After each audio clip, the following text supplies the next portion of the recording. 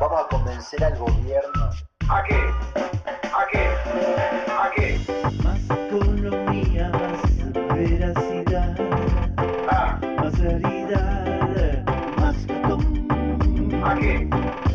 más inversiones, más negocios, Cagando. más tácticas, de todo más es más ¿A qué? más índices reales, ¿A qué? y la onda bursátil es más ¿A qué? ¿Cómo van? ¿Qué captan? ¿Qué captan?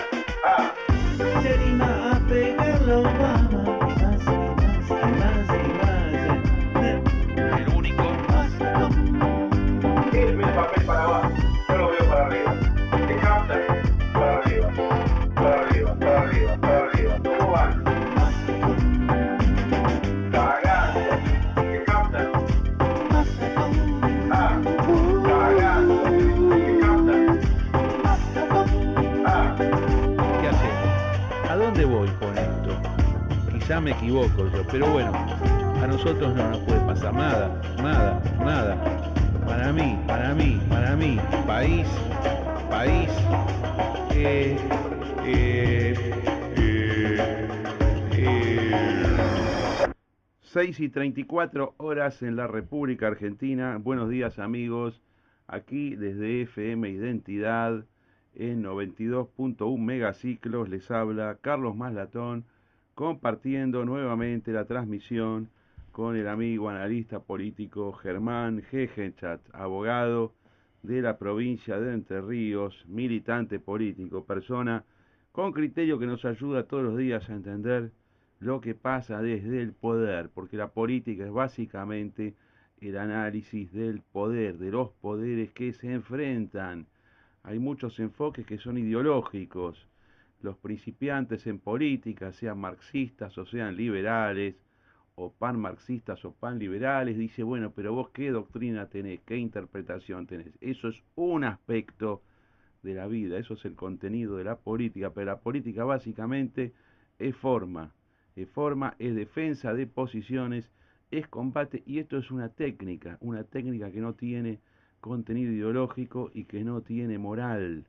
Que no tiene moral no quiere decir que tenga que ser inmoral, sino que es insensible a la moral. La lucha por el poder no tiene nada que ver con el campo de la ética, ni con el campo de los principios, y tampoco tiene que ver con las ideologías de fondo. Ayer tuvimos con Gegenchat un programa muy accidentado porque estuvimos solamente media hora por problemas técnicos de la emisora. Habíamos invitado para nota telefónica al analista Claudio Chiarutini, que nos prometió estar hoy. Nos disculpamos con él por haber fallado en el día de ayer. Uno de los mejores del país con el cual vamos a conversar, creo que a partir de las 7:05, y después de las 7:30 vamos a tener en línea a un gran economista argentino que se llama Ariel Korenberg, que hemos venido hablando con él en los últimos 2 años. Es experto en Producto Bruto, mediciones de Producto Bruto, y es quien ha desenmascarado las mentiras del INDEC, que ya las conocemos, se lo podemos preguntar de vuelta, pero básicamente, ¿qué cosa queremos hablar con él? ¿Cómo está viendo la marcha de la economía? ¿Qué dan sus últimas mediciones? Porque acuérdense lo que decían la mayoría hace unos meses, no, el crecimiento va a estar más medio, más uno, menos uno, esta inflación. Ahora estamos hablando de 3, 4% negativo el PBI. Siempre nosotros pensamos eso, leyendo los mercados, los economistas vienen atrás, de todas maneras los respetamos muchísimo a los economistas. Y ya que estamos con el tema económico, una sola noticia que quiero leer, que quiero comentar porque es de los últimos segundos. Acaba de entrar a mi sistema de alertas mientras yo estoy aquí adentro, antes de pasarle la posta a Germán Gegenchat para que nos diga qué es lo que está viendo. Bueno, Suecia, ¿sí? Suecia ubican donde queda, siempre es país modelo, queda muy lindo en la política, en el lenguaje político, y yo estoy con los sistemas de los países nórdicos. Y si esto lo dice, todos los tarados que están en la política dicen, no, no, vale preguntar, ¿y cuál es tu modelo de país del mundo? Y Suecia, Noruega, Finlandia, ni fueron, ni saben lo que hay, ni cuánta gente vive, ni cómo vive la gente, pero es una moda que está hace más o menos 20 años. Entonces vos le preguntás a un macrista, te dice, no, estamos con Finlandia. Le preguntás a uno del kirchnerismo, y dice, no, nosotros estamos con el modelo de Suecia. Le preguntás de repente a un desarrollista, no, estamos con Noruega. ¿Qué hablan de lo que no saben? Son países económicamente muy capitalistas, pero muy capitalistas, ¿eh? No es que planifican la economía, no hacen eso. Por eso son potencia económica. Suecia, Noruega, Finlandia. Dinamarca también, pero ya es zona euro. Perdón, es zona euro a nivel económico, pero existe la corona danesa también. Todos esos países lo que tienen es economía capitalista, pero también tienen una fuerte distribución no del stock económico, sino de la renta anual. Entonces tiene un nivel impositivo alto, pero mucho más bajo que el argentino. Bueno, ¿qué acaba de pasar hoy? El Banco Central de Suecia acaba de bajar su tasa de interés. La tasa de descuento, que es aquella tasa a la cual el Banco Central está dispuesto a descontar documentos de los bancos, básicamente a prestar plata a los bancos, estaba en el 0,25 anual. 0,25 anual. ¿Y bajó a cuánto? Al 0%. ¿Qué quiere decir? Que si vos sos un banco en Suecia en dificultades, o un cliente de los, de los bancos en Suecia en dificultades, el Banco Central te presta plata al cero anual. Te presta 200 millones de coronas, por ejemplo, o 1.000 millones de coronas suecas, y vos en un año le tenés que devolver 200 millones de coronas o 1.000 millones de coronas. Tasa cero se llama eso. Argumento del banquero central de Suecia: la inflación está demasiado baja. ¿Escuchan esto? La inflación está demasiado baja y tenemos miedo a las presiones deflacionistas de la economía. Esto es lo que se discute en los grandes centros económicos del mundo. Inflación muy baja, deflación todavía, manteniendo sus fuerzas a pesar de la suba de las bolsas, la recuperación de la economía, tienen miedo que se caigan los precios. El peor de los males de la economía capitalista es la deflación, y toda esta gente la tiene muy bien estudiado. Acá estamos en cualquier cosa, con un banco central que integra, que forma parte del gobierno, con un banco central que se dedica a emitir moneda y a falsificar moneda, que no es demandada como la corona sueca. Por eso pueden prestar al cero, porque la demanda de dinero en Suecia es gigante y la expansión de medios de pago no crea inflación. Pero en Argentina la moneda es despreciada porque no se puede cambiar libremente por otra moneda. Lo decimos siempre, lo vamos a seguir diciendo. ¿Qué tal, Genchet? ¿Qué tal? Buen día. ¿Qué hay? ¿Qué pasó ayer? ¿O qué va a pasar hoy? Los índices que siguen mandando de economía son malos, ¿viste? O sea, lamentablemente no salen números buenos. La noticia fue las exportaciones, ¿viste? Las exportaciones de los primeros 9 meses, las nuestras cayeron 10%. Las que nos siguen atrás son del 4%, del 2% y del 1% de 3 países más de América Latina. Que cayeron también. Que cayeron también. ¿Pero cayeron por cantidades o cayeron por el precio de los commodities? Los análisis que yo vi no habla no diferencia de cantidades y precios. Pero en el caso específico de Argentina, nosotros ya hemos analizado con personas que están en el sector. Cuando yo estuve de viaje. Exactamente. Si hablaban de precios y hablaban también de cantidades. O sea, precios y cantidades. Lo cual es más grave.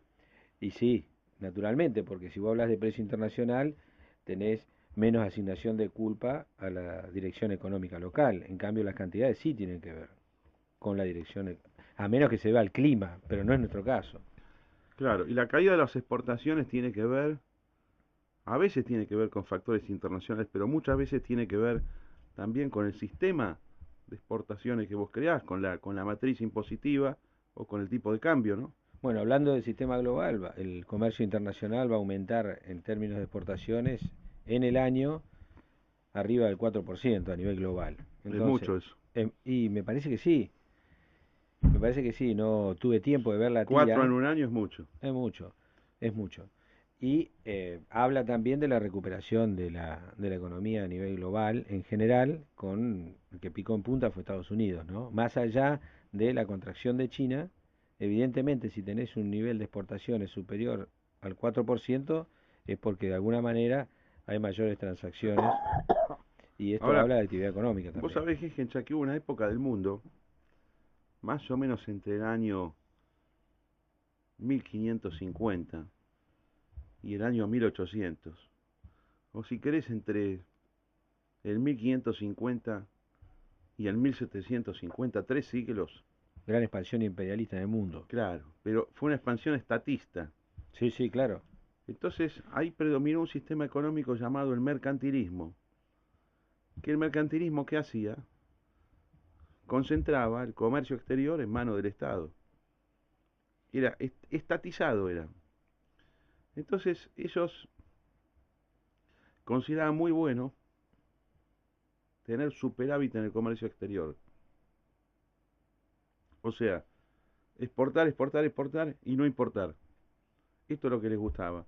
Y les gustaba acumular reservas en sus tesoros públicos, que no se llamaba, no eran bancos centrales en esa época, eran los tesoros del Estado, oro y plata. Pasaron varios siglos hasta que se dieron cuenta que esto era contraproducente, que creaba inflación y que de última terminabas cayendo en recesión. Y entonces, bueno, vino toda la crítica del siglo XVIII, a esto se llamó el mercantilismo, vinieron las escuelas liberales y dijeron, señores, acá la onda no es acumular divisas, es expandir el comercio. Vos para crecer tenés que expandir tus exportaciones y tus importaciones a la par. Por eso lo que se mide hoy en día es el volumen del comercio exterior. Y la importancia de los países está dada por el volumen del comercio exterior, compuesto de exportaciones, importaciones y movimiento de capitales. Por eso normalmente se habla de transacciones en general, Claro. de transacciones internacionales. Y eso que vos decías es muy cierto e impactó muy fuerte en España, porque la forma de expandir mercados no era el sistema romano de acuerdos, sino que era el sistema de conquista directa. Bueno, O sea, fue como justamente una el profundización del elemento sistema. político internacional más distintivo del sistema económico mercantilista fue el colonialismo. Exactamente. El colonialismo es una cosa increíble como sistema y es impresionante que haya existido porque es lo más ineficiente que hay.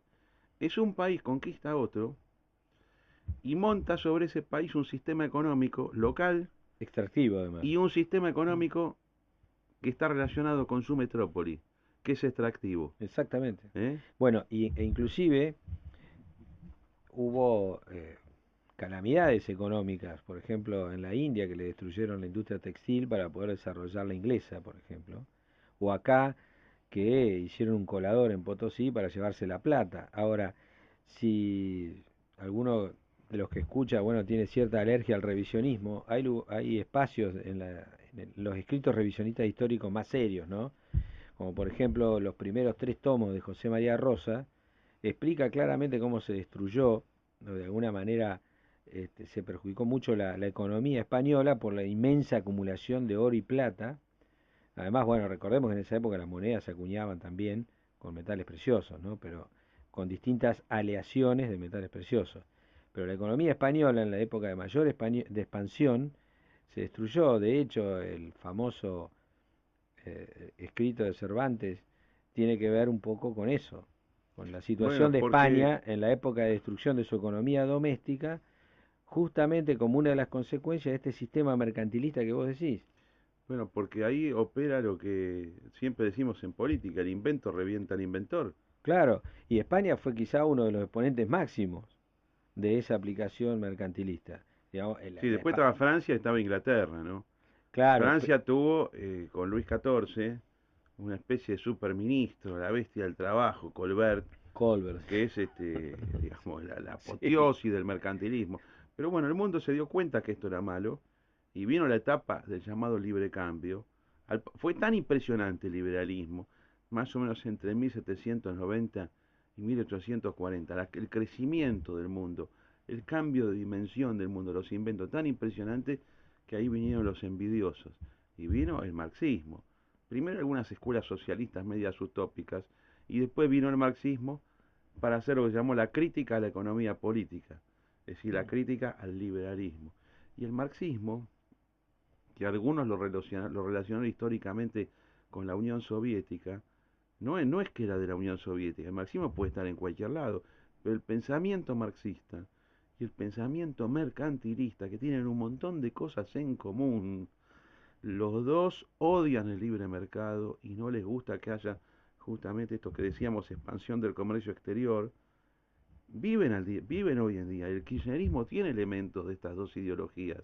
Por eso el kirchnerismo no está dispuesto a manejar su comercio exterior en base a la libertad de movimiento de capitales, libertad de exportaciones y libertad de exportaciones, todo equilibrado por un tipo de cambio flotante en el mercado, en el cual haya libre acceso para comprar y vender en todo sentido, no solamente para tener, sino para que se liquiden importaciones y exportaciones. Y esto es el kirchnerismo. Por eso el kirchnerismo tiene que regular, igual que el mercantilismo, igual que el marxismo, las cantidades.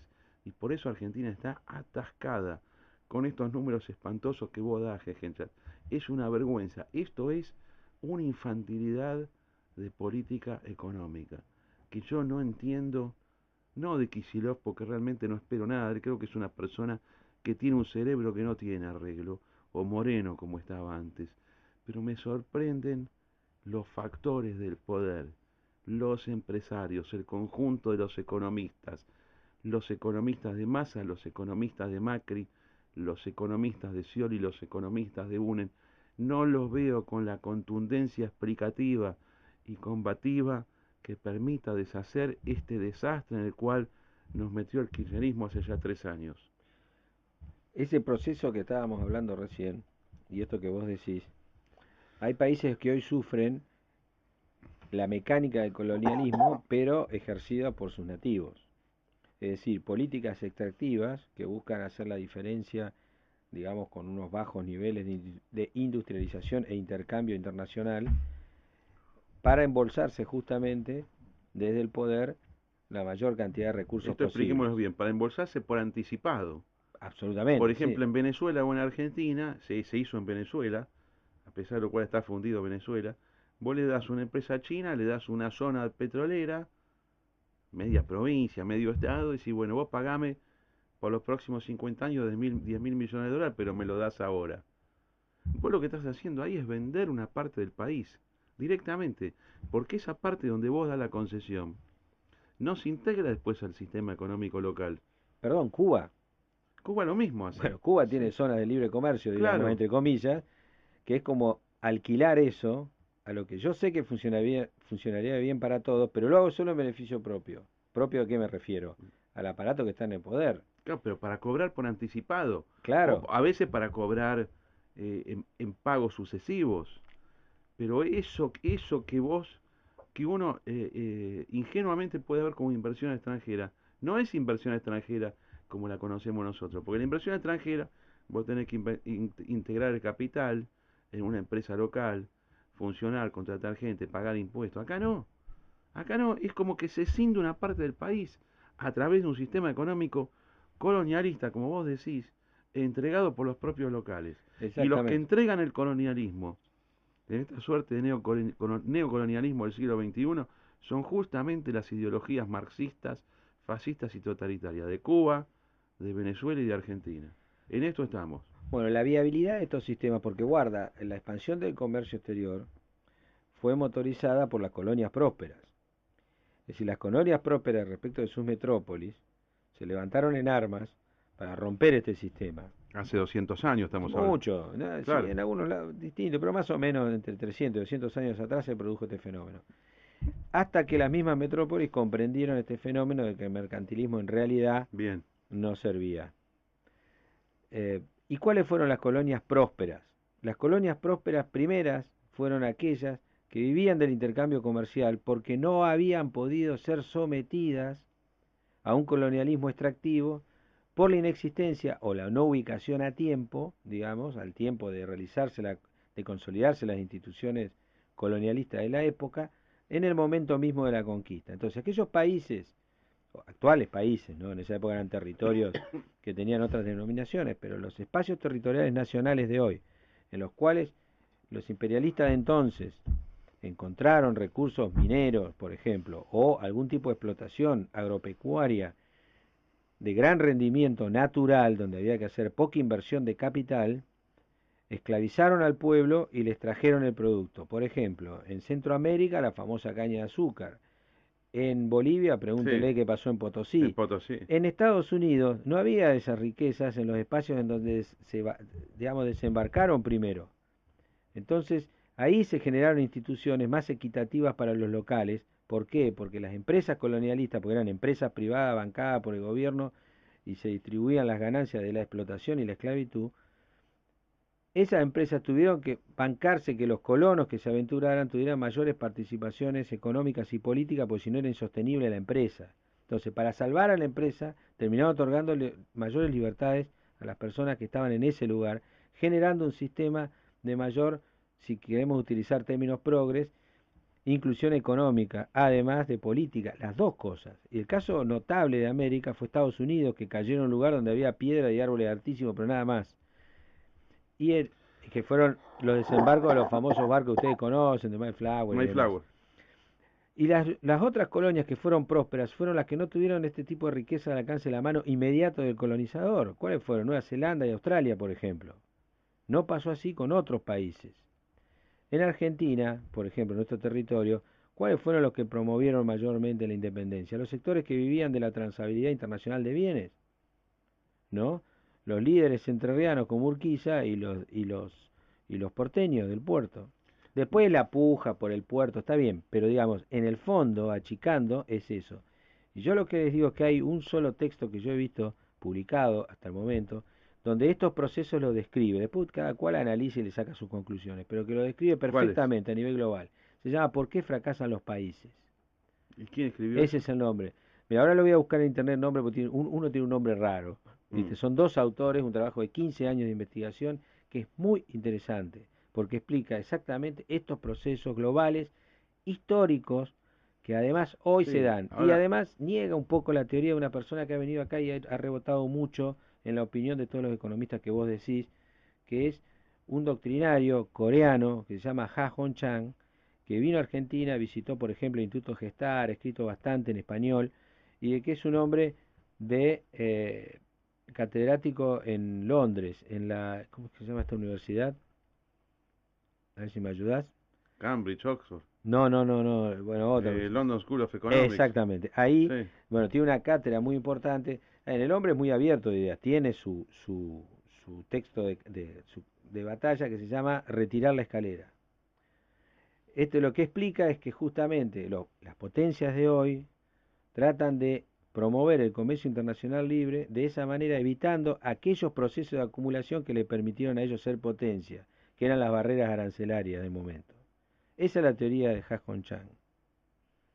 Yo se lo tiro para verlo digamos, en contraposición de lo que estamos hablando acá. Ahora, Argentina tiene un origen liberal en la Revolución de Mayo. Claro. Muy liberal. La Revolución de Mayo es tremendamente liberal, en lo político y en lo económico. Es fuertísima la Revolución de Mayo como tal. ¿Por qué no queda nada de eso, no? Son procesos culturales que se van dando. Mira, hubo dos dichos, ¿no? Uno era religión o muerte y otro que era civilización o barbarie. Y bueno, como no nos quedamos con lo mejor de cada una, tuvimos barbarie y muerte al final. Tremendo lo que decís. ¿Qué otra cosa, Gegenchat? ¿Qué más pasó ayer? Y me parece que una definición que quizá pase desapercibida, pero a mí me llamó la atención. O sea, por ahí no todos coinciden con la importancia de la definición, pero hay un sector importante de la opinión pública que estaba esperando y estaba ansiosa porque Scioli se separe del gobierno, o por lo menos marque mayores diferencias. Hace como 4 años que vienen esperando eso. Exactamente. Y está cada vez más cerca. Justamente en un contexto donde todos estaban esperando y veían cada vez más cerca el momento en donde dé definiciones que marquen la diferencia y decían el voto a favor de él, pues todos lo ven bien, te parece un buen tipo. Sucede lo contrario. ¿Estaban esperando diferencia? Bueno, yo afirmo mi pertenencia kirchnerista, envalentonado por los resultados de Brasil y Uruguay. Él mismo lo dijo. Miren Brasil y Uruguay para aquellos que esperan cambios, o pregonan cambios, así como diciendo alegremente. Hay algunos operadores que han dicho escuchan la voz de los pueblos y cosas por el estilo, pero eso es pasar por encima de las diferencias de los países. Es decir, a ver, no tiene la misma reacción frente a los fenómenos de corrupción Brasil y Uruguay que Argentina. No tiene la misma tasa de inflación, no tiene la misma tasa de desempleo, no tiene la misma cuestión en términos de El inseguridad. sistema económico es distinto, El Germán. sistema económico es Muy diferente. distinto. Es decir, entonces acá creo que hay de nuevo, ¿no? Una percepción equivocada de lo que hay fuera de Argentina y una cuestión demasiado ombliguista de pensar de que todo se define en referencia a mí. Es decir, la calificación que yo tengo del resto es la correcta, sin admitir prueba en contrario, y esa calificación yo la fabrico de acuerdo a lo que a mí me conviene. Claro. Bueno, Scioli ayer hizo unas manifestaciones en relación al 4º aniversario de la muerte de Néstor Kirchner. Por eso lo decís, supongo, ¿no? Más otras señales que fue mandando antes. Y también, sí. Ahora, ¿vos te acordás hace 2 o 3 semanas que hablamos con Raúl Aragón? Que vos estabas acá, que hablamos acuerdo, con sí. el analista. Entonces le preguntamos sobre la imagen de Scioli. Y yo en un momento le dije, bueno, pero el tipo está percibido como oficialista o como no oficialista. Y el tipo está percibido como no oficialista. Por eso que tiene 23-24% de intención de voto Scioli. Sin embargo, él juega con el gobierno. O sea, esta es una habilidad muy especial.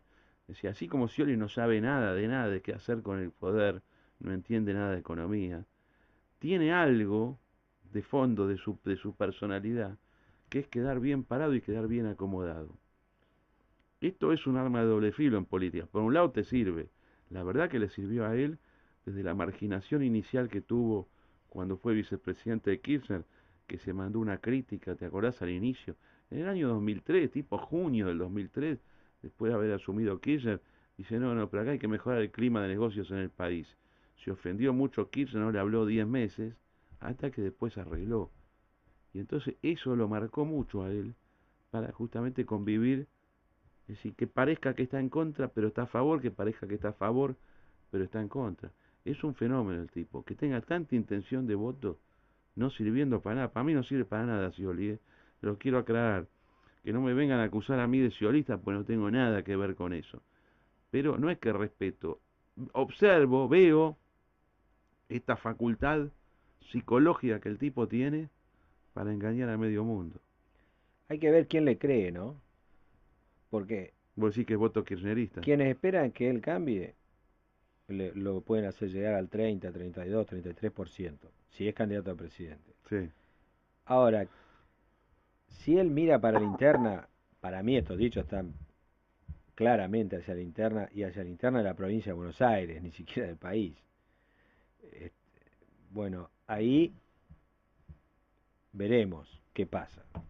Porque si quienes quieren que cambie dicen, no, pero esto es nada más que para la cocina interna y sigue pensando en un Scioli que es distinto al gobierno, entonces, bueno, nada, no le van a creer los kirchneristas y va a poner a riesgo el resto para un sector que claramente ni le cree ni le va a creer. ¿Por qué no le cree? Por razones ideológicas no le cree, por razones de origen, por desarrollo, por esto que vos decís. En el 2012, Mariotto, que es su vicegobernador, trató de hacer un golpe de Estado. Y Sí. si tenía el apoyo de la presidenta y todo, en un momento La orden. lo frenaron a Mariotto, le dijeron, no, pará un poquito. Es decir, la verdad que es impresionante Scioli. Para mal, ¿no? Pero es impresionante. Ahora, Como hay un montón de gente impresionante en el gobierno. Hay tipos que son buenos políticos. Del kirchnerismo son buenos políticos. Para mal, pero son buenos. Es muy extraño lo que pasa con Scioli dentro del Frente para la Victoria. La verdad que es inclasificable.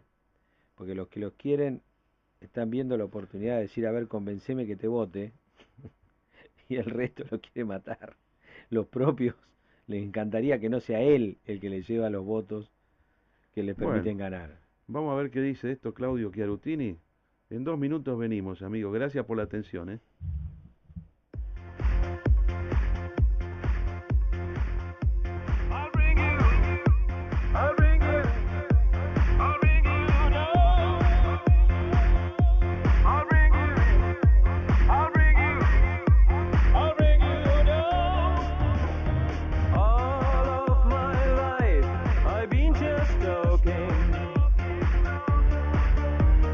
All of my nights, I fell on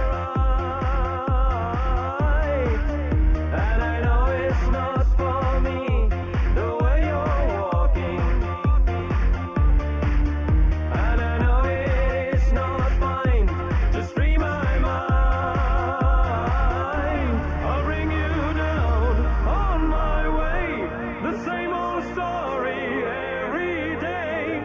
Leave me in town, chase my tail.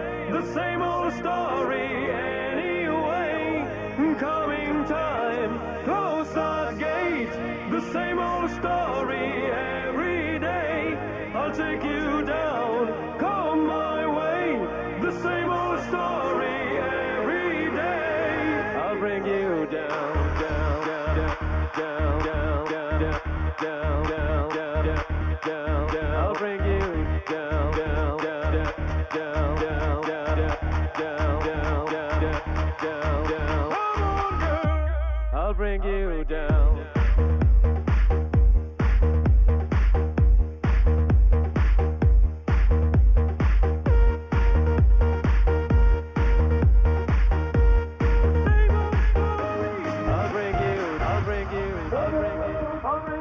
I'll bring you down on my way. The same old story every day. Leave me in town, chase my tail. The same old story anyway. Coming time, close the gate. The same old story every day. I'll take you down, come my way. The same old story every day.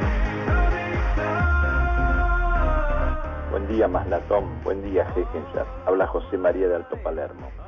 Esta es una información para el señor Scioli, que observe las diferencias. Una jubilación mínima en la República Argentina, medida en pesos uruguayos, es aproximadamente de 3.600 pesos. Una jubilación mínima en el Uruguay fluctúa entre 9.000 y 10.000 pesos uruguayos. ¿De qué está hablando Scioli? Le mando un saludo.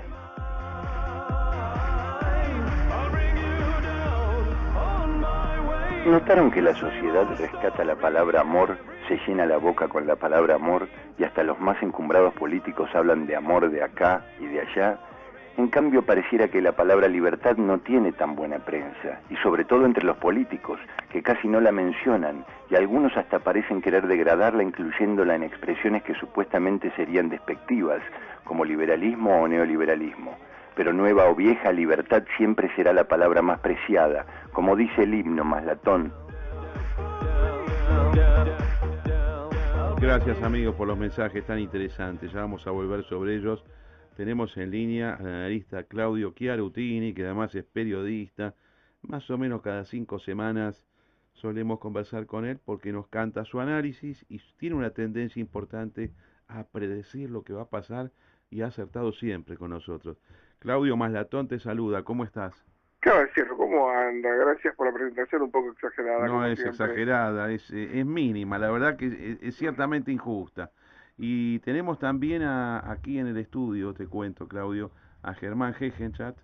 Bueno, también es un hombre de la política, un tipo que piensa básicamente que analiza Hola, el poder. Germán, muchas gracias. Buen día, Claudio, ¿qué tal? Claudio, a ver por dónde arranco, te pregunto. El gobierno está bastante fuerte, ¿no? Falta un año para la entrega del poder o para que ellos continúen, no sé de qué manera, pero está fuerte, mucho más allá, mucho más asentado de lo que se podía prever y máximo teniendo en cuenta la situación económica que no es buena. ¿Vos cómo ves? ¿Ves esto? ¿Te parece una divergencia duda, o no? Estoy totalmente de acuerdo. O sea, la construcción política del gobierno parece que tuvieran 6 años por delante, no un año. En gran parte la culpa la tiene la oposición, que no generó un proyecto alternativo de peso. Es justamente la ausencia de un contrincante la que mantiene a Cristina en el centro del ring. Y eso es lo que le permite darse el lujo de avasallar al Congreso con proyectos de ley que salen casi como por un estilo escribanía, como por un tubo, que le permite imponer actos públicos, imponer agenda, establecer el discurso, parámetros importantes del discurso, seguir mitificando con la historia. Pero esto porque la oposición está en un proceso básicamente de generación de alianzas y de posicionamiento. Está en un grado tan básico de posicionamiento, de generación de alianzas, que se olvida de la política. Y entonces la política la tienen que hacer los medios, denunciando básicamente actos de corrupción. A ver, en el mundo civilizado son los legisladores quienes denuncian actos de corrupción y los periodistas lo reflejan.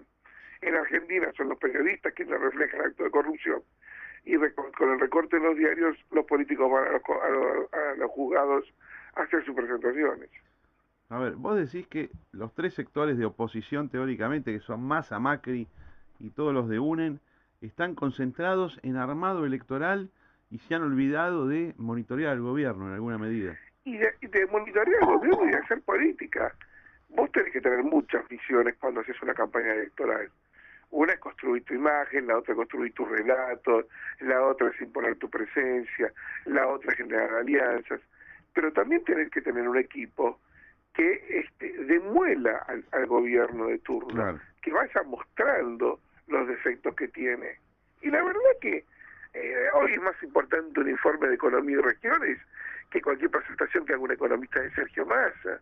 Sí. Es más importante una presentación que haga una ONG o una encuesta que un trabajo que pueda presentar algún tipo de gente del macrismo. Bueno, vos sabés que, Claudio, vos sabés que yo tengo una predilección por los temas económicos. Yo estoy desesperado por conocer a fondo el pensamiento de los equipos económicos de Macri y Massa. Es que no hay, y no dicen nada. No hay. Primero porque los estrategas de marketing le dicen no es tiempo de definiciones. Ya va a haber tiempo de definiciones, lo cual es cierto. Desde el punto de vista del marketing político, a un año vista vos no podés adelantar tanto el juego, porque el gobierno te lo desarma en el camino. Entonces lo que te conviene es esperar más cerca del momento de la elección. Pero además, el equipo de Massa, por ejemplo, tiene graves contradicciones. O sea, tenés gente que opina muy diferente y les cuesta mucho llegar al consenso. A ver, y muchas veces ¿cómo es no eso? lo llegan, no lo alcanzan. A ver, contame las diferencias de opinión que vos observás en el equipo económico de Massa. Por ejemplo, Ricardo Delgado sí, cree que va a ser el futuro ministro de Economía. Sí. Mientras que si hablas con el resto, todos quieren lo mismo. Ricardo Delgado es el hombre que está trabajando desde primera hora con Sergio Massa, ha sido su mayor consejero, y él se cree que realmente va a ser un ministro de Economía. Ahora, cuando le pedí definiciones, no las tiene ni para los temas más sencillos. Ahora, vas a Martín Redondo te habla como si fuera el futuro ministro de Economía.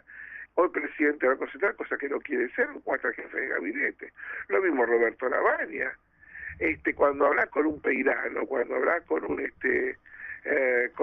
Marcos Lavagna, realmente te haces revelaciones genéricas, muy sectoriales y muy puntuales. Claro. No hay un plan orgánico. Hay como un animismo de que, mira, cuando asumamos nosotros y al tener un estilo diferente, la confianza se regenera y van a llover los dólares. Qué equivocado y que eso están es con animismo. Eso. Sí. No es con economía. Eso, sí, yo veo que tanto esto se ve, es un defecto que veo tanto en Massa como en el sector de Macri. Ellos creen que es un tema de cambio de figuras y no sé si se dan cuenta lo arruinado que está el sistema económico argentino y las finanzas públicas. Se están empezando a dar cuenta, guarda. Recién ahora están empezando a tomar en cuenta las dimensiones de la crisis. Si algo pasó en el último mes y medio, es que los economistas han empezado a ver los números en serio y se dieron que el poder que tiene Axel Kicillof en destruir la economía es inmenso y que los problemas que eran sencillos de resolver relativamente hace un año, hoy, si los tenés que solucionar, van a tener un costo social inmenso. Y algo que te lo reconocen ellos es el costo social que va a haber del ajuste. Por eso nadie puede hablar de ajuste.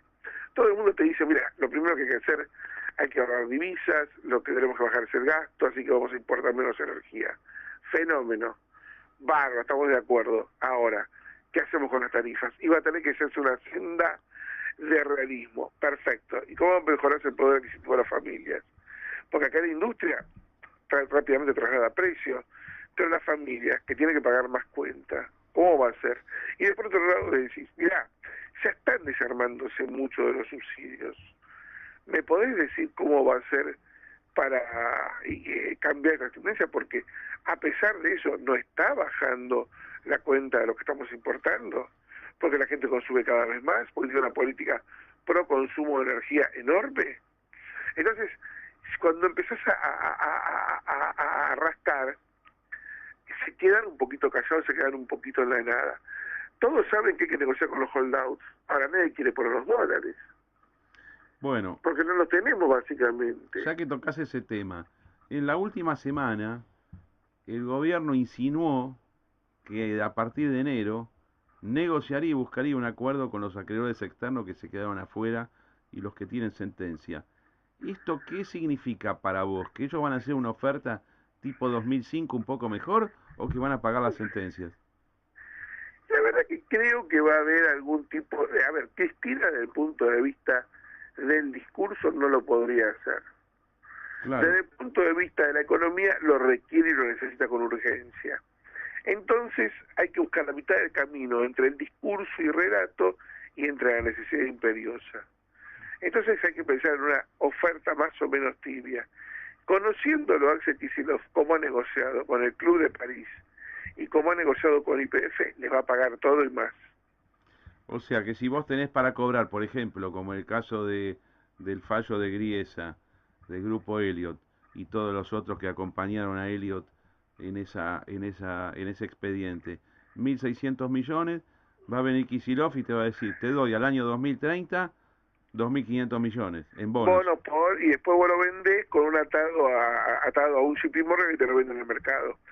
Lo que me preocupa de todo este mecanismo es la enorme emisión de deuda que implica. Claro. O sea, lo que yo estoy viendo es que el gobierno va a dejar un tendal de emisión de deuda que va a dejar a los próximos dos presidentes, o por lo menos a los presidentes de los próximos dos periodos presidenciales, con un complejo escenario en el manejo de la deuda externa. Muy complejo, con una necesidad de dólares mucho mayores que las actuales. Claro. Yo te digo una cosa, la cuenta que saco es, los holdouts son más o menos 20.000 millones, o 18.000 millones. Si le van a dar bonos, van a tener que emitir 30.000 millones. Vas a tener un incremento de deuda de 30.000 palos. Vamos a poner 20.000 millones. A eso tenés que sumarle 6.000 millones de importaciones no pagas. Que tenés que pagar de alguna forma. Más alguna necesidad de financiamiento. Piso, podés hablar de 25 o 30.000 millones de dólares emitir en un plazo no mayor de 12 meses. Y además les hacen falta colocaciones frescas de plata. Sí, porque eso es como un enchufe compulsivo lo que estamos hablando.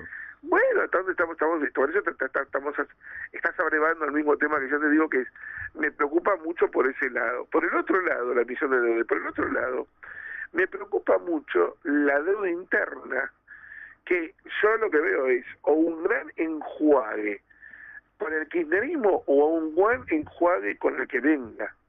Son 285.000 millones de dólares de pesos de deuda que hay ya emitida.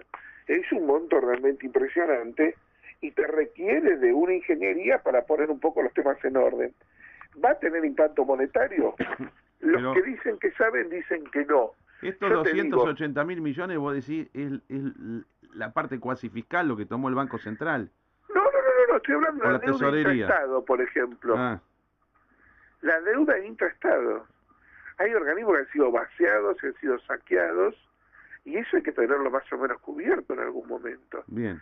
Eso va a tener algún costo en algún momento interno. Está bien, porque uno puede hacer un pagadiós de todo el Estado con todo el Estado.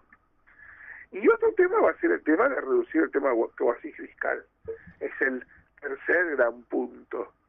Por eso vas a manejar un equipo, o por lo menos hasta 3 equipos que sepan mucho de deuda, cómo poner todo eso en ecuación, pero siempre teniendo en cuenta algo, que en el proceso no podés dañar la ya endeble macroeconomía y la ya endeble política monetaria.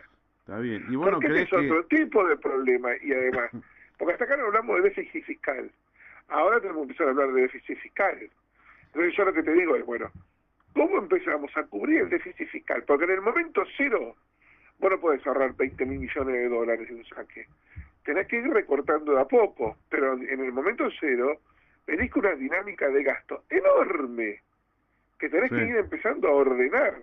Pero ¿no crees vos que con semejante pelota de deuda, la que ya existe, la que está latente y la que hay que formalizar, el gobierno que venga, o mismo el kirchnerismo el año que viene, diciendo todo esto es imposible de pagar y hace un default general de todo de nuevo? La opción esa existe en el gobierno desde antes de negociarse el default. Bien. Mismo. O sea, lo tienen en carpeta. Es más, algunos chicos de la cámpora, si hablas con ellos sobre la gran macro, te dicen, mira, lo que hay que hacer es agarrar, declaramos el default, volvemos a renegociar todo, dejamos otro 78% de recorte, los volvemos a cagar a estos muchachos y somos héroes. Bueno, supongamos que ocurra. Yo te pregunto, vos tenés un bono, se declara el default full de toda la deuda argentina en el mes de abril, y te ofrecen una quita del 60%. ¿Vos vas a negociar antes del 10 de diciembre o vas a esperar que venga el próximo presidente? Sí, claro. Es como que tratarían de zafar de aquí hasta un año para que lo resuelva otro. Claro, entonces lo que va a terminar pasando es que haga lo que haga el gobierno, todo va a terminar pasando por los tribunales de Nueva York, sí, o básicamente por ganar tiempo hasta que venga sí. el próximo Supongamos presidente. que le vaya bien a Massa. Massa se encuentra con estos números. ¿Qué hace? La verdad que no lo sabe ni su propio equipo. O sea, Claro. el otro día en IDEA Massa vino con toda la trupe económica, o sea, son una trupe. Que Piñanelli te dice una cosa, Redrado no le tiene respeto a Piñanelli no le tiene respeto a Redrado. Ignacio de Mendiguren te habla de un planeta Marte que lo está mirando del otro lado. Sí, lógico. Peirano diciendo que estás diciendo. Bueno. Por el otro lado aparece Delgado y como diciendo, jaja, todos ustedes van a tener que trabajar para mí. Realmente es muy confuso el escenario. Y en y el además no te macrismo digo la que gente que se le acerca a esa masa, porque la verdad que había muy buenos empresarios en IDEA. Ahora, en la mesa de economistas había cada trucho, hermano, que te puedo asegurar... Pero para un poquito, ¿vos decís que se le acerca mucha gente a Massa? ¿Cómo es eso o no? Claro, a los economistas de Massa en IDEA Sí. se le acercó mucha gente clase C. Ah, bien. Mucho empresario clase C.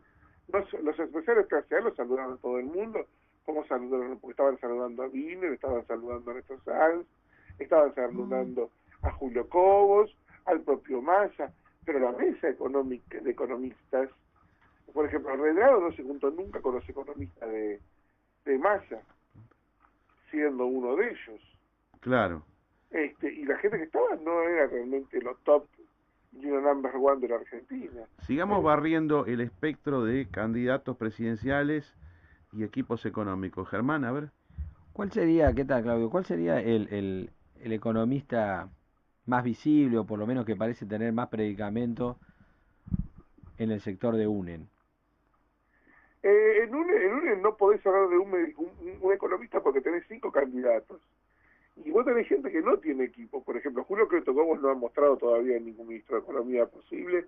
Ernesto Sanz tampoco. Sin embargo, una de las cosas de Mar del Plata, Ernesto Sanz tiene un discurso muy sólido y muy serio. Gusta mucho, realmente al establishment le gustó mucho. El grave problema que tiene es que es radical. Tiene un grave problema, que es un hombre del radicalismo y es muy acortonado, muy duro. Entonces, no termina de generar entusiasmo. Si hay que hacer un rating de cómo le fue a todos los candidatos presidenciales, tenés Sergio Massa, que fue el que arrastró más votos, dijo menos, pero fue mucho más efectivo en su ataque al gobierno. Ahí ganó los aplausos. Luego Ernesto Sanz, que realmente es sólido en cuanto a los conceptos generales, pero lo ves muy cerca de Jesús Rodríguez, por ejemplo. Ahora, cuando te acercas a Jesús Rodríguez y le decís, vos estás trabajando en economía con Ernesto Sanz, y dice, no, yo estoy retirado. Pero la verdad, no lo crees porque está demasiado cerca de Ernesto Sanz. Claro. Después viene un Hermes Wiener. Hermes Wiener viene con algún asesor de prensa, llega a Mar del Plata, se mete en su habitación, come en su habitación, duerme la siesta en su habitación, se cambia en su habitación, sale, hace su presentación, vuelve a su habitación. Su nombre no tiene contacto con el empresariado. Pero lo más interesante de los congresos es el pasillo. ¿Pero qué es eso que está diciendo, Claudio? ¿Cómo en la habitación todo el tiempo viene? Pero con supuesto, uno va a IDEA para ver el pasillo, no para ver el foro. Pero por supuesto. Ver, lo más importante de IDEA fue lo que ocurrió en el pasillo toda esta semana. Claro. El regreso del establishment no está en el discurso de Ponce, sino en las presencias que estuvieron dentro de IDEA y en los más de 20 almuerzos y cenas que se hicieron alrededor del coloquio. ¿Y Prat Gay, ya que estamos hablando de UNEN? Que es economista. No lo vi, no aparece, es economista, pero la verdad ningún candidato lo lleva de la mano. Y hay que ver, yo no sé si el UNEM va a seguir existiendo como entidad política. Veo a un radicalismo muy interesado en sobrevivir políticamente y saben que están garpando carísimo por un Herbert Wiener que no le da nada. Claro. A ver, Wiener es buenísimo, reconocido y aceptado en Santa Fe. Fuera de Santa Fe, levanta menos en el perímetro que Luis Juez. Es un tipo que en la provincia de Buenos Aires no hace pie, es un tipo que en La Pampa no hace pie. Cobos tiene más arrastre en la zona cordillerana y en todo lo que son las provincias cordilleranas desde el punto de vista del norte del Cuyo, para el lado de Jujuy y Salta. Tiene muy buena campaña, porque él hace campaña en ruta porque no le gusta andar en el avión. Entonces, como no le gusta el avión, hace mucha ruta por la 40 y por rutas más o menos, no entra en Córdoba, evita entrar en Córdoba. Toda esa parte la tiene mucho más desarrollada que Hermes Wiener. Claro. Hermes Wiener es una gran falacia como candidato. Bien. Claudio, y contame un poco, economistas del macrismo, ¿qué es lo que tiene, qué es lo que muestra, para dónde va? A ver, la gente está muy confiada de los tres hombres que tiene fuerte: Rogelio Frigerio, Federico Sturzenegger y Carlos Melconian. Sí. Te diría que lo peor de la economía de Macri está en el Ministerio de Economía, que es Vindetti. La verdad que entre los otros tres queda mucha confianza. Lo mismo te puedo decir, fueron muy solicitados Sturzenegger y Rogelio Frigerio, y obviamente el discurso consolidó rápidamente. La visión macroeconómica que tiene Sturzenegger es brillante, y la visión que tiene de economía regional y distorsiones económicas Rogelio Frigerio es estupenda. ¿Qué dice, por ejemplo? A ver, bueno, ¿por qué no nos informas? ¿Qué dice Federico Sturzenegger sobre el tema económico? ¿Qué es lo que él haría? A ver, no te puedo hacer una mención de memoria, pero entiende todos los problemas. Este es el primer punto importante. Entiende que hay tres dimensiones de problema: micro, macro y monetario. Y entiende muy bien los dos el escenario internacional complejo que tiene Argentina por delante. Hablando con Rogelio Frigerio, por ejemplo, haciendo una nota para otra radio, Rogelio lo que señalaba es: el problema que vamos a tener es que no tenemos los motores del año 2003. Los motores del año 2003 fueron las sojas y la gran suba del precio de la soja y la gran suba del precio de las materias primas. Sí. Nosotros vamos a tener que hacer un fuerte esfuerzo para tornar atractivo Vaca Muerta con un dólar por un barril por debajo de $100. Y lamentablemente la soja no va a seguir siendo la atracción. Tenemos que desatar todo el campo, te dicen. Terminó ciclo la soja. Claro, es momentáneo. Esto va a durar 2 o 3 años y luego va a volver un ciclo de crecimiento. Pero el próximo presidente no lo va a tener, no lo va a disfrutar. Quizás el siguiente lo disfrute, pero este no. Porque tampoco a Estados Unidos le conviene la super cosecha que tuvo, y Brasil tiene una tendencia también a estar mejorando el rendimiento, pero no las extensiones. Pero es un tema largo para charlarlo. Pero lo cierto es que las tendencias a largo plazo siguen diciendo que va a haber buenos precios de soja, pero hay que esperar estos 5 años hasta que se dé vuelta. Está bien. ¿Melconian está ahí o no? ¿Cómo? Melconian, ¿qué importancia tiene? No estuvo, pero saben que es un hombre de mucha consulta con Mauricio Macri. Bien. Que se cansó de que lo desgasten políticamente. Por eso está un poquito alejado de Mauricio Macri en el sentido de vista. Bueno, cuando seas presidente llamame, le dijo, pero no me sigas usando para hacer campaña en la provincia de Buenos Aires y no ser candidato. No quiere perder tiempo. Pero sin ninguna duda va a estar al lado de Mauricio Macri si él fuera presidente de la nación. ¿Está bien Macri políticamente? ¿Sigue subiendo para vos, Macri? Bueno, a ver, estos días hubo una lluvia de encuestas muy posicionadas con demasiado olor a sionismo. Ah, es verdad. No es casual que Perezoni tome el control de las encuestas de Poliarquía, que fue el hombre que fue contratado originalmente por Daniel Scioli. Reapareció Isonomía, también diciendo más o menos el mismo discurso oficial, y Aresco imponiendo el tema de que Scioli, la dupla va a ser Scioli-Massa. hay un problema básico, Scioli y Macri. Hay un problema básico y es que la construcción del interior de Macri no es sólida. No es sólida. Claro. Puede tener apoyo de voto, no lo voy a discutir. El gran batacazo de Macri sería si logra quedarse con una lonja del radicalismo, una lonja importante. Ha comenzado a hacer la misma estrategia que hace Massa. Ha comenzado a hablar con intendentes radicales. Pero quien le lleva mucha ventaja hoy por hoy. Pero a mí me llama la atención que Massa, que tiene una mejor construcción en el interior. Está bien, es pero mucho más seria. A mí de Macri, Claudio, de Macri, lo que yo veo que hace 2 o 3 meses él quería arreglar con el radicalismo, con UNE, pero ahora lo veo menos interesado. Porque en realidad para arreglar tiene que meter a alguien en la fórmula presidencial. No sé, Sanz en la fórmula. Pero ahora me parece que está con de vuelta Macri y Michetti, ¿es cierto eso? A ver, una cosa es lo que se dice para adentro, otra cosa es lo que se dice para afuera. La gran promotora de la fórmula Macri y Michetti es Elisa Carrió. Ah, ¿por qué? Porque se da cuenta que el radicalismo, si no muere, y el kirchnerismo tiene muchas posibilidades de imponer a su delfín. Bien. Hay algo que tenemos que tener en cuenta y es que hoy por hoy el kirchnerismo sigue reteniendo, y volvemos al comienzo de la charla, como piso 25%, como techo 30-32% de intención de voto. Dado que el resto de los candidatos tienden a atomizarse, lo más factible es que el candidato kirchnerista esté más cerca de llegar a 40% que tengamos una segunda vuelta. Todos estamos apostando a una segunda vuelta, pero eso depende si el Frente UNEM va unido o no. Si el UNEM va atomizado y mete 3 o 4 candidatos presidenciales, sin ninguna duda ahí se pierde muchísimo, salvo que a último momento comience una muy fuerte polarización entre 2 candidatos, entre el candidato más cercano al kirchnerismo y el candidato más lejano al kirchnerismo. Claudio. Para mí, si eso se produce, la pelea es Scioli-Massa, no Scioli-Macri, pero podría llegar a ocurrir lo contrario.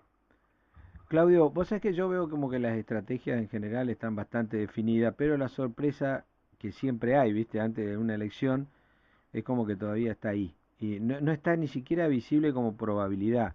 En ese contexto, yo te pregunto, vos por ejemplo, a Sanz, ¿lo ves más cerca de integrar una fórmula con Massa o con Macri? No desde el punto de vista de Sanz, sino desde el punto de vista de Macri. ¿Cómo? A Sanz lo veo cercano a Macri. Ajá. A Sanz lo veo cercano a Macri. Sanz está con Carrió, no le interesa para nada acercarse a Massa. Tuvo oportunidad de estar con Massa, no lo hizo, ni se acercaron mutuamente, ni se miraron a la cara. Hoy la apuesta básicamente que está haciendo el radicalismo es hacia el masismo, es hacia gobernadores e intendentes. Hay algunas cosas que hay que tener en cuenta. Va a haber por lo menos 9 gobernadores puros que no tienen reelección.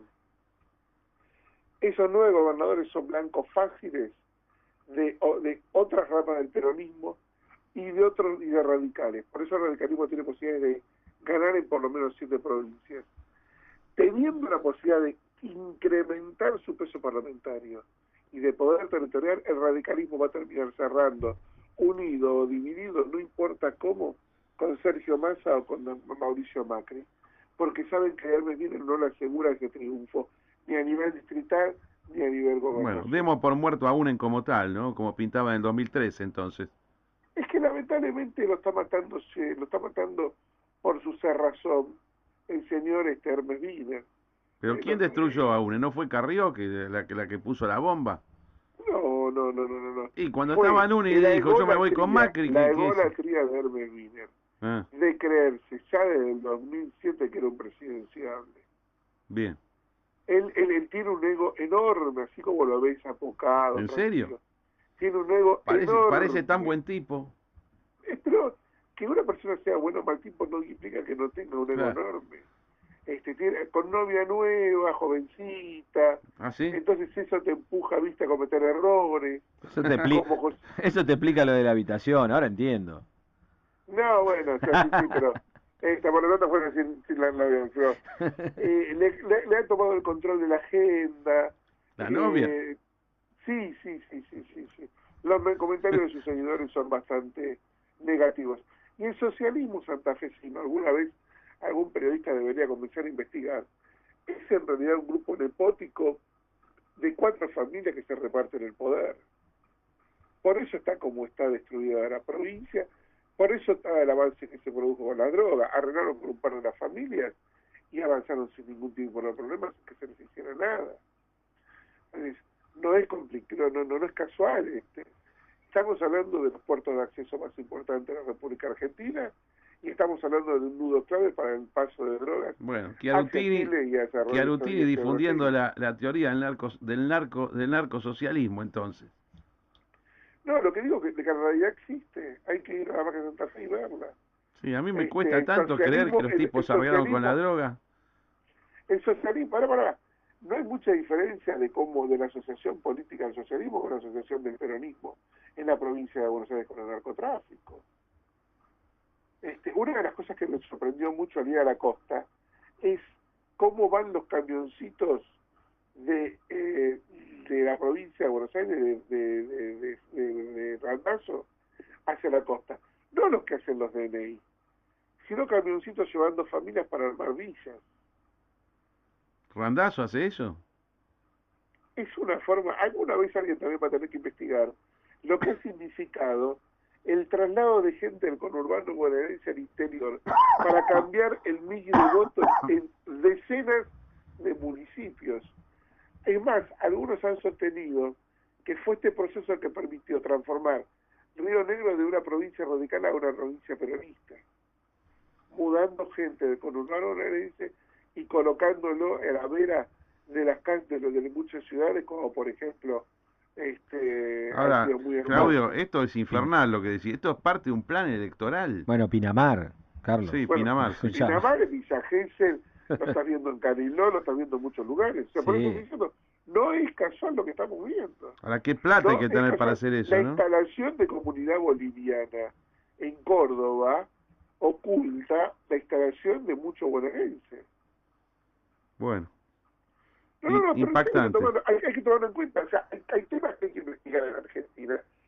Nos damos cuenta que el kirchnerismo fue mucho más complicado. Te pierdo, Claudio. ¿Hiciste algún movimiento con el celular ahí? ¿Me escuchaste el tratamiento? A ver, ahí, dale. No, te vas.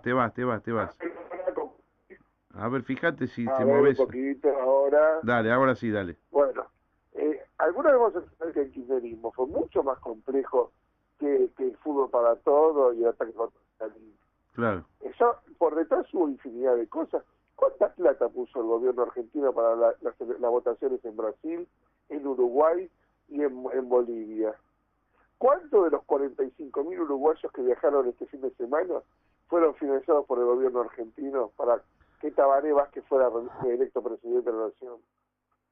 Claro. ¿Cuántos votos ha movilizado el gobierno argentino? Le ha dado a Evo Morales para poder manejar su campaña electoral. Y después viene a la inversa la cosa también, lo que habíamos visto de Paraguay votando en Formosa. Claro, bueno, es un ida y vuelta de la izquierda y el populismo que ha hecho un entramado al destino. ¿No fíjate que el gobierno argentino celebra lo de Dilma, cuando Dilma y Cristina hace 6 meses que no se pueden ni ver? Bien. Claudio, se nos ha ido el tiempo. Muchísimas gracias, brillante como siempre. Un gusto. Te llamamos próximamente. Mucha suerte en tu programa y en tus actividades. Claudio Chiarutini. Gracias, muchas gracias. Chao, saludos. Notable la información que da, un montón de teorías, la verdad. ¿Qué opina Gegenchat? Mira, la mejor forma de conocer lo que una persona va a hacer es ver lo que ha hecho. Porque la capacidad de creatividad e improvisación en general es mucho menor a lo que uno cree. Si uno se sorprende mucho, es porque de lo que ha hecho antes sabe poco. Kirchner ganó la intendencia de Río Gallegos trayendo chilenos. O sea, búsquenlo en internet. O sea, hay... Claro, pero a lo mejor eran cuantos mil, una cosa así, con eso ganaba. Bueno, está bien. Porque era chiquito.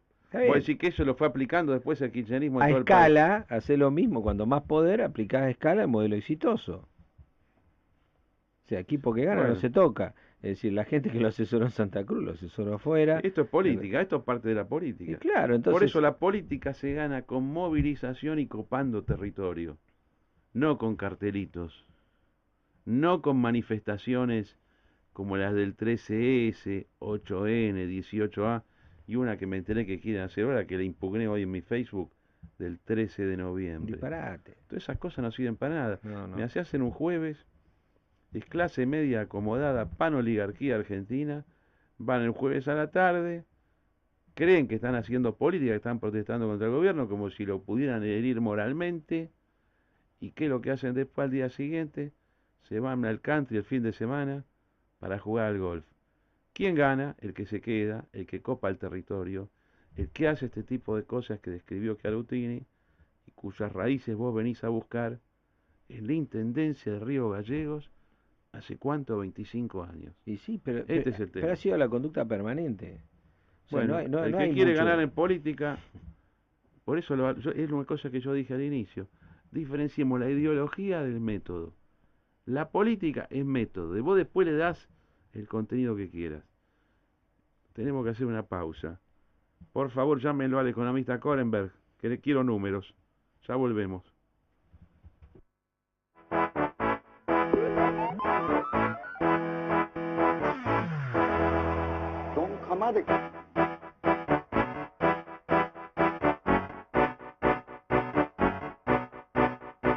Down low, make up for the time you wasted. Come slowly and claim back what you left behind. Close the white book, unplug the brain from the game. 'Cause it's time to wipe out till the stars get on the page. The song is not the same when we're all played out, all played out.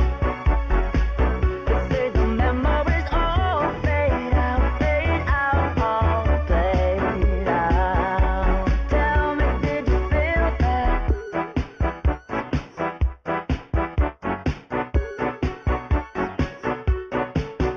Don't slow down, even if it's only to escape. Just download now before somebody steals your place.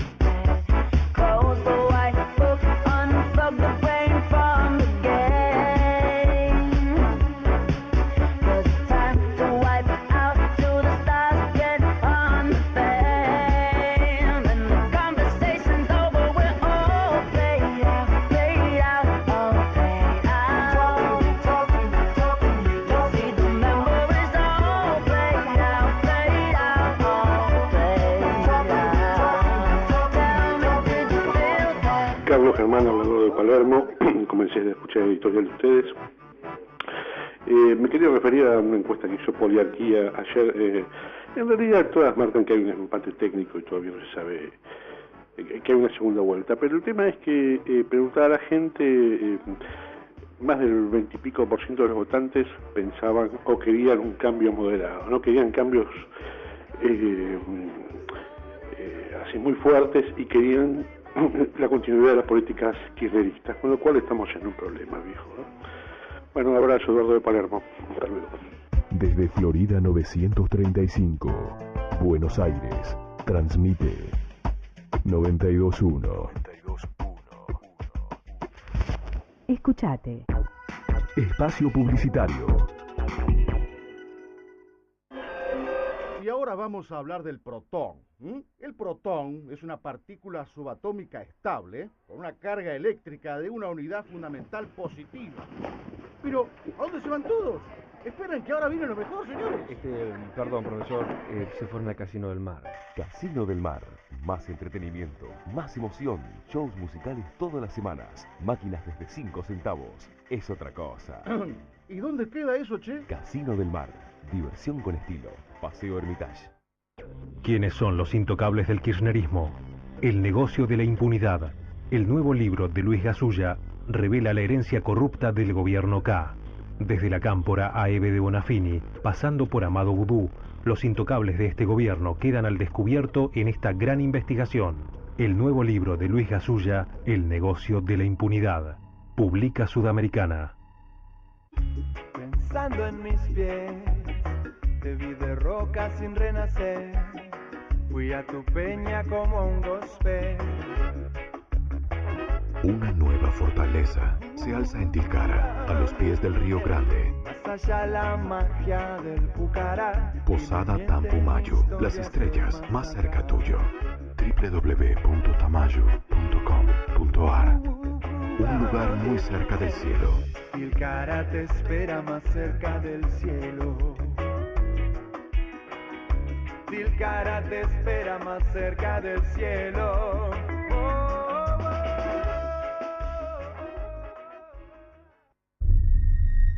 La historia secreta del robo al Banco Río. El robo del siglo, la historia secreta, el nuevo libro de Luis Beldi. La historia secreta del robo al Banco Río. Algunos calculan que el monto supera holgadamente los 20 millones de dólares, pero lo más sorprendente es el ingenio puesto en juego por los ladrones para concretar un golpe tan audaz. El robo del siglo, la historia secreta, el nuevo libro de Luis Beldi, editorial El Ateneo. Crecer es brindar oportunidades. Crecer es motivar el desarrollo de la gente. Crecer es promover la cultura y el deporte. Queremos seguir creciendo junto a vos. Banco Ciudad. Te quiere ver crecer. 0822-20400. bancociudad.com.ar. Fin. Espacio publicitario.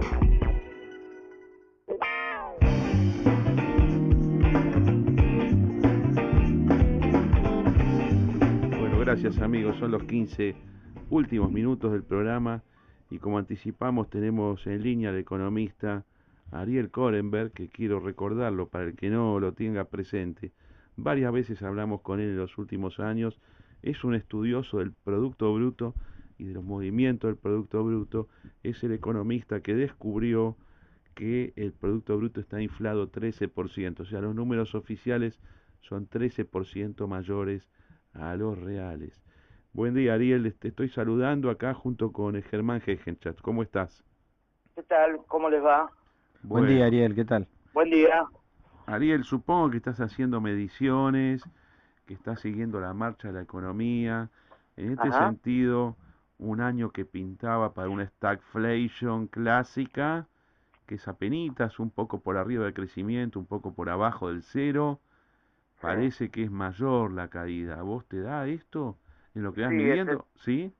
Efectivamente, digamos, lo que se comprueba es que luego del pseudo sinceramiento al asumir el actual ministro de Economía con respecto a la situación de las estadísticas, del cual nosotros desde el vamos desconfiábamos, tanto la inflación como la trayectoria de crecimiento están distorsionadas en los cálculos oficiales. Los cálculos oficiales están dando efectivamente un estancamiento de la economía al borde de una tasa de crecimiento nula, alrededor de 0 para el segundo trimestre. En el primer trimestre daba levemente negativo y ahora corrigieron para arriba, levemente positivo, en tanto que los cálculos que nosotros hacemos, reproduciendo como se hacían los cálculos previamente a la intervención, recuerdo, el sistema estadístico sigue estando a cargo de los funcionarios que fueron nombrados por Guillermo Moreno, nos está dando una recesión próxima a menos 2%. Pero vos me decís entonces, vos tenés primer trimestre, dio levemente positivo, ¿qué dio? No. El dato oficial da el primer trimestre levemente positivo y el segundo 0. Y nosotros tenemos un primer trimestre por abajo de 0, casi menos 1, y en el segundo menos 2, proyectando para este año una caída del producto de más de 2%, ya próxima a lo que fue la crisis del año 2009 para Argentina. Pero y eso, entonces, quiere decir que el tercer trimestre te está dando bastante bajo. El tercer trimestre está dando bastante bajo en casi todas las actividades económicas. efectivamente. ¿Y el cuarto, qué? ¿Alguna predicción? Bueno, predicción no hago, digamos, lo que todos proyectamos en la profesión más o menos es una caída de más de 3 puntos en el cuarto, de tal manera que el año cerraría con una caída de producto casi similar a la que tuvimos en el año 2009, Sí. pero totalmente autoinfligida, porque Eso. si bien en el año 2009 los vientos de cola no eran de cola, sino que eran en contra por la caída en la demanda de nuestros productos asociada a la caída de la actividad económica por la crisis financiera global, los efectos de la gripe H1N1 en los sectores de servicios en Argentina, si mal no recuerdan. Sí, claro. La peor sequía de campo en 20 años. Lo que tenemos ahora es un ciclo de crecimiento algo distinto por sector de actividad. Vos lo llamás donde- autoinfligido. A ver, ¿me podés desarrollar ese término? Y autoinfligida porque hasta este segundo trimestre, no tenés una crisis financiera global. Claro. Lo Está que bien. tenés es una desaceleración del crecimiento de las principales economías desarrolladas, incluyendo China. Bien. No es lo mismo que una crisis financiera y su impacto sobre el nivel de actividad que lo que tuviste luego de 70 años sin crisis en el núcleo del sistema capitalista, es decir, en Estados Unidos y en Europa. Hoy Claro. la discusión es distinta. ¿Por qué Entonces no son crece más de errores, lo que está creciendo? ¿qué son, perdón, errores de la propia política económica los que te llevan a este autoinfligimiento? Digamos, lo que tenés es, bueno, ayer precisamente estábamos explicando esto en la Facultad de Ciencias Económicas, en una clase abierta, acerca de por qué Argentina fue el país que creció, no hacia el futuro, como se proyecta, que se iba a dar, pero Argentina fue el país que creció menos en América Latina, a pesar de los datos oficiales. Digo autoinfligida porque si uno ve la trayectoria de crecimiento en Argentina a lo largo de los últimos 100 años, con perdón, esto es una visión más de largo plazo, lo que vos ves es que sacando afuera el tema del ciclo económico, que es muy volátil en Argentina, más que en el promedio de los países de América Latina incluso, Argentina crece al 2,5%, 1% per cápita. Bien. Si vos comparás el nivel máximo de producto al cual llegamos hoy, que fue en el año 2011-2012, con el máximo nivel de producción del año 98, Argentina creció a una tasa promedio del 2,5%. Si vos comparás el año 98 con lo mejor de los... Con el 2011. Claro. Está bien. Si vos comparás el año 98 con lo mejor de los 80, que fue el año 87, Argentina creció al 3%. O sea, este espejismo de las tasas chinas es simplemente, y no es poco, un efecto de recuperación. ¿Por qué digo autoinfligida? Porque, en fin, no soy experto macroeconomista, pero lo que se nota es una demora en el ajuste, con perdón de la palabra ajuste. Claro. Sea por causas políticas, o Sí. sea porque la sociedad cree que puede vivir con el ingreso permanente, con su ingreso permanente o su ingreso per cápita en dólares asociado a los procesos de apreciación cambiaria que hemos tenido tanto en los 90 como en la actualidad, por lo menos hasta hace 2 años, sea por las expectativas del sector privado o por los errores de política económica, se produce una demora en el ajuste, que cuanto más tarde sea, más grande será. Claro.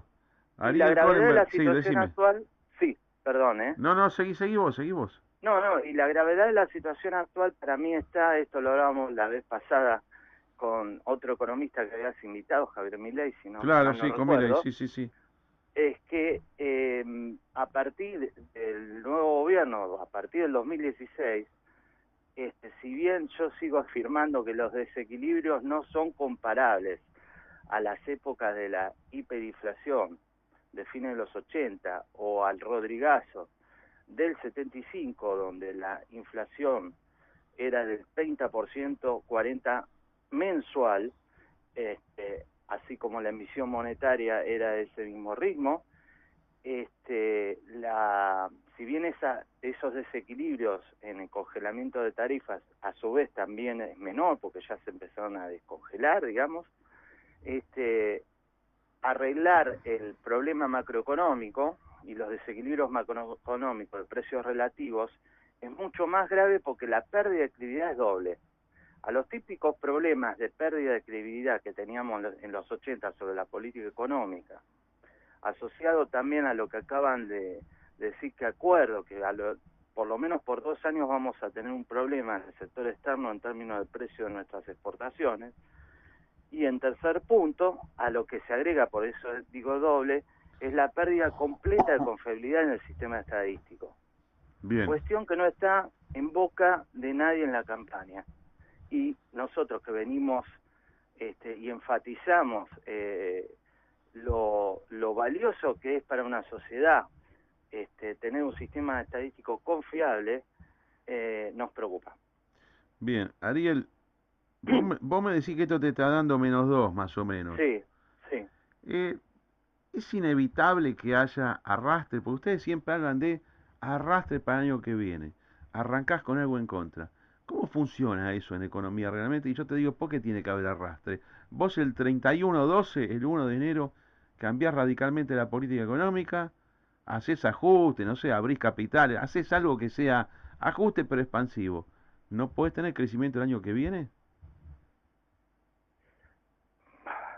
Eso es muy difícil de predecir, no solo porque es difícil pronosticar en economía, sino porque es difícil seguir cuál es el pensamiento del líder. No, pero es hipotético lo que te digo.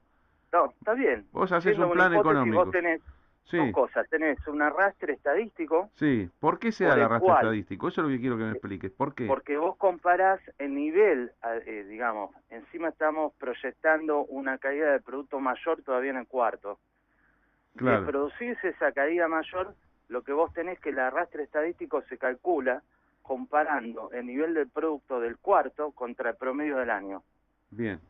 Y eso es lo que te define el piso, en este caso de caída del producto. Si el producto hubiera crecido el cuarto contra el promedio del año, vos tendrías un arrastre positivo de crecimiento del producto para el año que viene.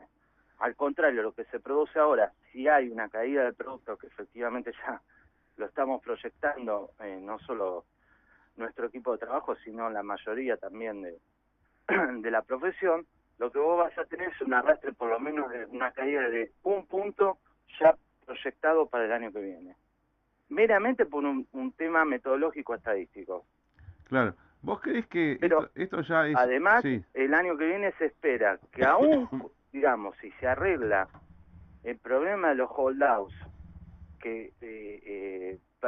o de los fondos buitres, que no es lo mismo, quiero resaltar, con la pérdida de credibilidad que ya tiene las autoridades económicas, asociada a que ellos ya saben el problema estadístico, el doble problema de credibilidad va a hacer que ese arreglo sea muy costoso para Argentina. ¿Sí? Sí. Entonces, aún arreglando ese problema, lo que se proyecta es que se puede compensar con un leve repunte de crecimiento y llegar a un estancamiento el año que viene.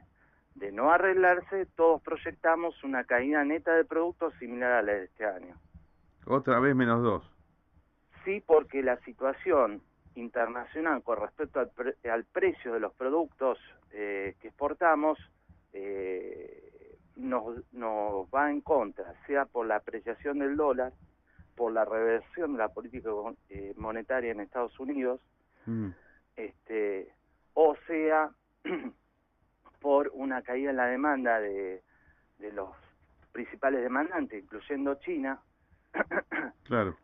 Dado el exceso de stocks que produjo la gran cosecha americana y en parte Brasil. Bien. Y nosotros mismos. Ariel Korenberg. Récord los últimos años, sí. Entonces vamos a jugar en la última pregunta porque ya se nos fue el programa, pero dale. Supongamos que tengamos -2 este año, -2 en el 2015. La recesión 98-2002. ¿Vos podés recordarnos con las mejores mediciones qué números tuvo? ¿Año por año, más o menos?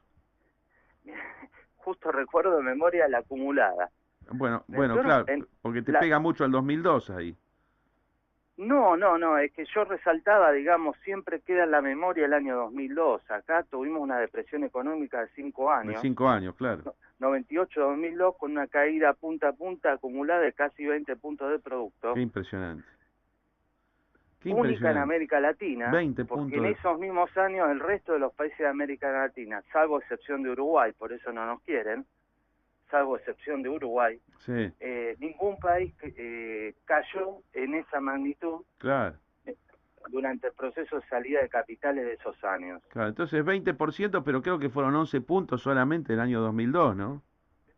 El año 2002 fue 11 puntos y el resto se produjo entre los años 98 y 2012, efectivamente. Claro, quiere decir que el resto, los otros 4 años, 98, 99, 2000, 2001, era más o menos menos 2, menos 2, menos 2, menos 2.